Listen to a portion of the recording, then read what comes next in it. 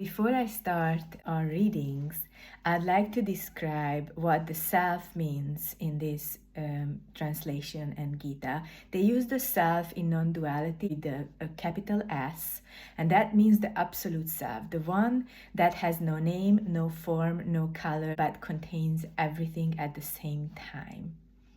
What I called and how my website called is alive silence, is basically a stillness with full of energy, with full of possibilities, but it has no distinction. It's really hard to understand that unconditional love doesn't have a distinction, right? But that's how it is with the self on a deeper sense.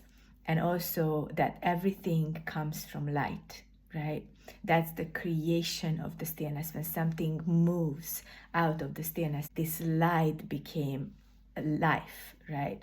And everybody who is bad or not has this kind of a movement coming out of stillness into existence that is exiting from the stillness, right? That's why you exist. I exist as Adele, you exist as X and Y. So everybody exists, but that's part of the light. And the way the light is distorted in you creates who you are. And the more light you can embrace and you can resonate freely with it and harmoniously, the kinder person you are, according to my own understanding of what I experienced. So the self in this book is about this kind of self, that vastness that moves as light as itself, but has no distinction, and the pulse of its move is always love, nothing else. So here we are. The first chapter of this book is the self, the one I explained before. I'm just gonna read one paragraph out of the chapters because that's what we agreed with the Shambhala publisher. And I chose one just to enter this state of self. This is a very simple phrase I chose for first, not to go into a shock, because there are shocking parts too, but I don't want to start with that. So I just chose a very simple one for our beginning of the 20 days of hopefully transformation. I'm gonna read it 3 times because the first is about the mind, right? The second is about the mind and the heart, and the third time can be fully relaxed and say, okay, I'm gonna close my eyes, and I suggest you to do that and see how you feel. When you close your eyes, you kind of know what you're gonna hear, but you try to feel it. Because this book, as you remember, it's not about reading, it's about getting into the heart realm. And for that, you need to slow down. You need to breathe slower a little bit. Stop before you open the book. That's what I did too.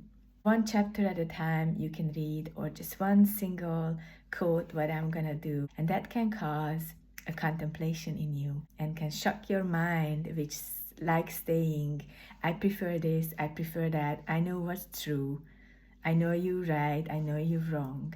But when you read these, you actually realize that this is a limitation and you can go beyond this limitation. Okay, so here we are, the first chapter of the self. 1 quote. The self looks like the world, but this is just an illusion.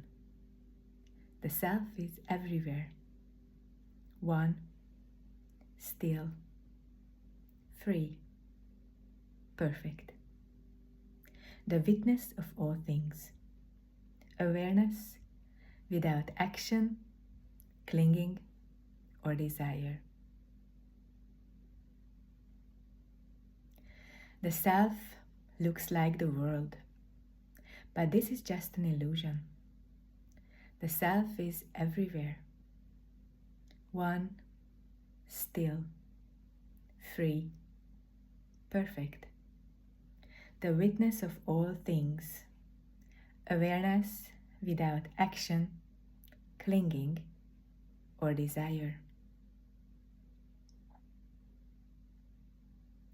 The self looks like the world, but this is just an illusion.